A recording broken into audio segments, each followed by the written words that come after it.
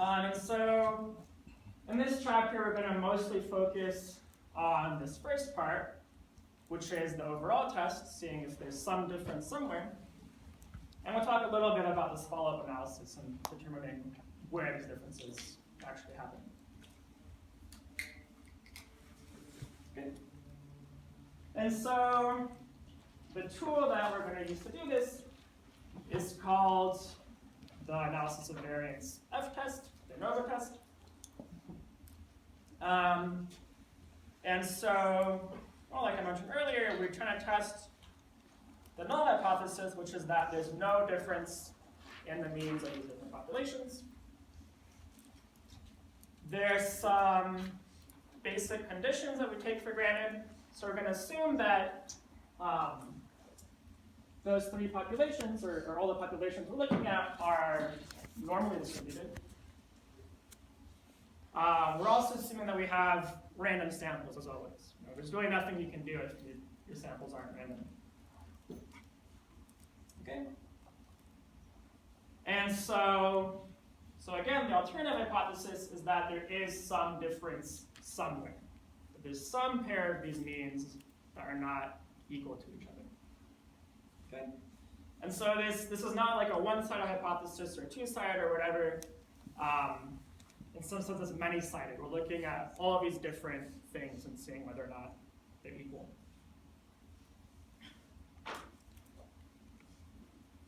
So before we go too deeply into the math, let's talk about the idea of what we're about to do. Okay. So the idea here is that if you have these three different populations, so let's draw a picture here.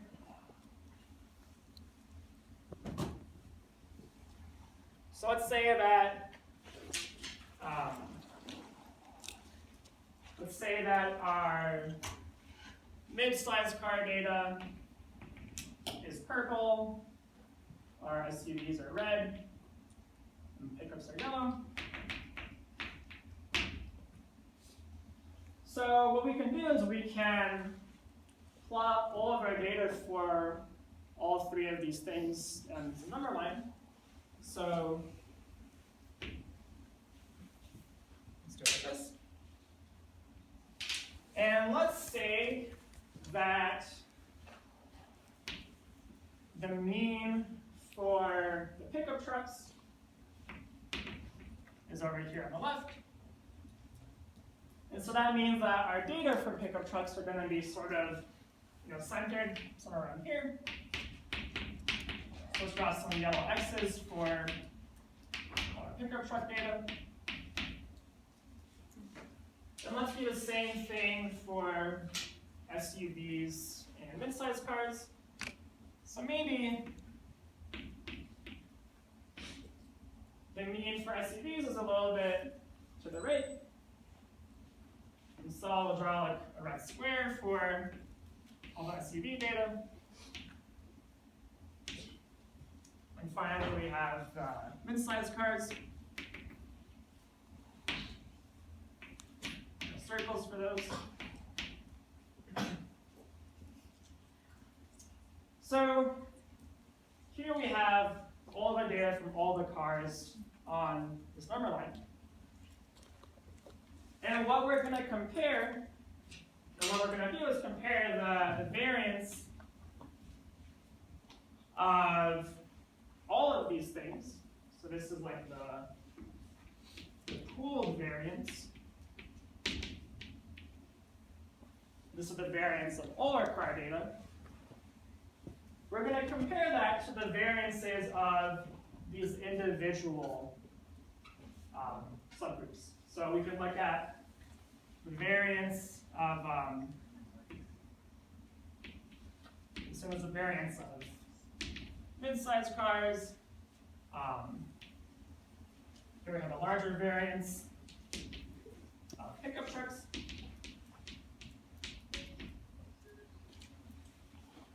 And so the main idea of what's going on is if these individual variances are a lot smaller than the group variance, then sort of there's a big difference between these subgroups. It's easier to tell the subgroups apart.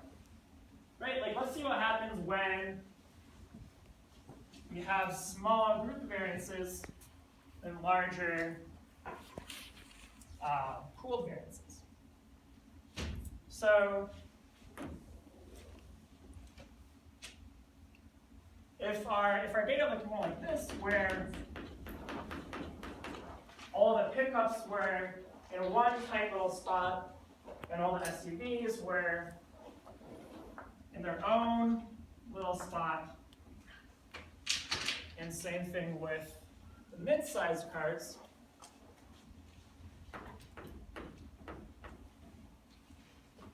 Like in this case, the variance for all the data together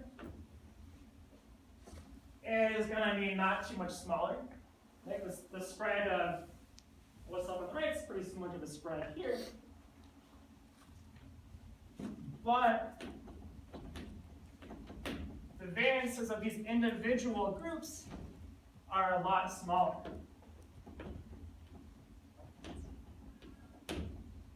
Okay? So the upshot at the end of all this is if the variances of individual subgroups, the individual populations that we're looking at, are small compared to the pooled variance,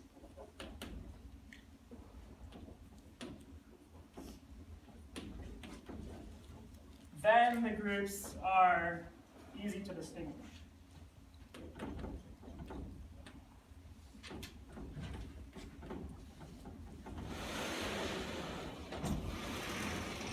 Groups are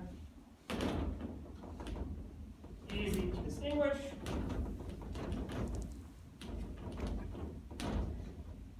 And so there's better evidence that they're actually different populations, that they have different means. Okay? So this is the intuition behind what's going on in this test.